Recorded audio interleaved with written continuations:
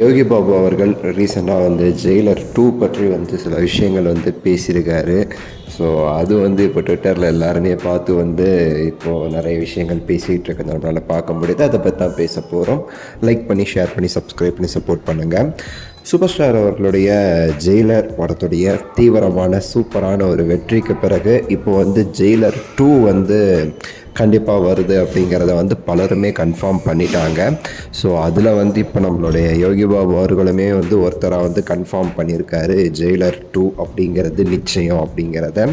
ரீசெண்டாக ஒரு பேட்டி அதில் அவர் பேசும்போது காமெடி ரோலுங்கிறது ரொம்ப முக்கியம். அதுக்கு இப்போ கூட நெல்சன் ஜெயிலர் 2க்காக எனக்கான காமெடி போர்ஷன்ஸ்லாம் சூப்பராக பண்ணிக்கிட்டு இருக்காரு அப்படின்னு சொல்லிட்டு ஒரு விஷயத்த சொல்லியிருப்பார். ஜெயிலர் படம் மாதிரி ஜெயிலர் 2லேயும் நல்ல காமெடி ஒர்க் அவுட் ஆகும்னு சொல்லிட்டு அவர் பண்ணிகிட்ருக்காரு அப்படின்னு சொல்லி ஜெயிலர் 2 உடைய ஒர்க்கில் இப்போது நெல்சன் அவர்கள் ஈடுபட்டு இருக்கிறார் அப்படிங்கிறத நமக்கு சொல்லியிருக்காரு நம்ம யோகி பாபு அவர்கள். சேம் சன் பிக்சர்ஸ் தான் தயாரிக்கும் அப்படிங்கிறதும் தெரிந்ததே. சூப்பர் ஸ்டார் அவர்களுடைய படங்களில் 2வது பார்ட்டாக 2.0க்கு அப்புறமா இந்த திரைப்படம் வருது. ஸோ தலைவருக்கு அப்படி ஒரு நம்பிக்கை இந்த ஜெயிலர் 2 மேலே, இல்லைனா ஒரு ஜெயிலர் பார்ட் 2 அப்படிங்கிறதே சம்பாதிச்சிருக்க மாட்டார் எனக்கு தெரிஞ்சு.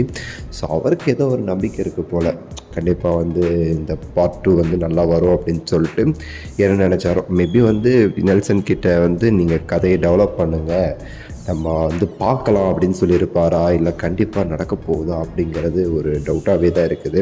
ஏன்னா தலைவர் அவ்வளோ ஈஸியாக கன்வின்ஸ் ஆக மாட்டார் இந்த பார்ட் 2 விஷயத்தில். அது ரீசெண்டாக நம்ம நண்பருக்கு நடத்த சம்பவம்லாம் அவருக்கு தெரியும். பட்டு ஏதோ நெல்சன் ஏதோ ஒரு ஐடியா வச்சுருக்காரு, இல்லைனா சும்மா எல்லாத்தையும் பண்ணிகிட்டு இருக்க மாட்டாங்க. ஏதோ இம்ப்ரோஸ் ஆகிருப்பார் தலைவர் எனக்கு தெரிஞ்சு.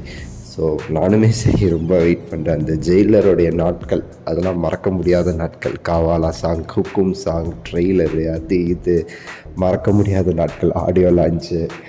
ஸோ அந்த நாட்களை இனிமேல் நம்மளால் ஞாபகம் வச்சுருக்க முடியும். இப்போ ஜெயிலர் 2 வந்துச்சுன்னா திரும்ப நம்ம அதே நாட்களுக்கு போவதற்கு வாய்ப்பும் இருக்குது அப்படிங்கிறது தான் முக்கியமானது. ஸோ நான் ரொம்ப ஆவலாக எதிர்பார்த்துட்ருக்கேன்.